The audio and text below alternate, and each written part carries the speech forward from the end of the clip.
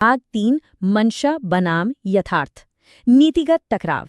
देखिए, जब भी कोई नीति इतने बड़े पैमाने पर बदलाव लाती है तो उसके दो पहलू होते हैं।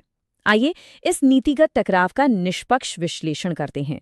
एक तरफ सरकार का तर्क है कि ये सख्त नियम इसलिए लाए गए हैं ताकि वीजा प्रणाली के दुरुपयोग को रोका जा सके।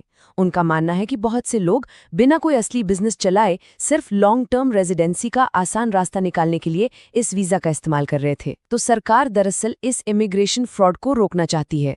वहीं दूसरी तरफ आलोचकों का कहना है कि इस भारी भरकम क्रैकडाउन के चक्कर में वे वैध और असली छोटे व्यापारी भी पिस रहे हैं जो दशकों से वहां मेहनत कर रहे हैं।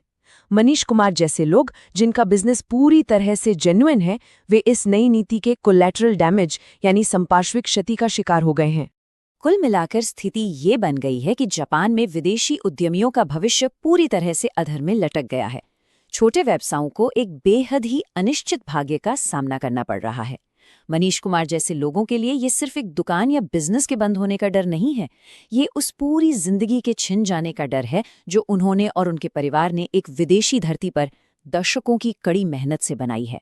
अचानक से आई ये अनिश्चितता उन सभी लोगों को झकझोर रही है जिन्होंने जापान को अपना घर मान लिया था।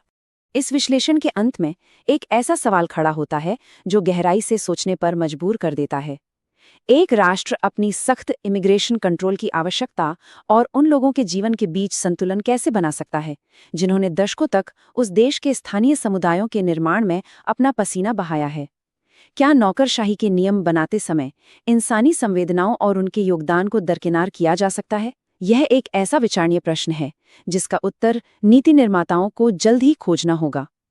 आज के इस विश्लेषण में जुड़ने के लिए धन्यवाद। उम्मीद है इससे इस जटिल मुद्दे को समझने में मदद मिली होगी।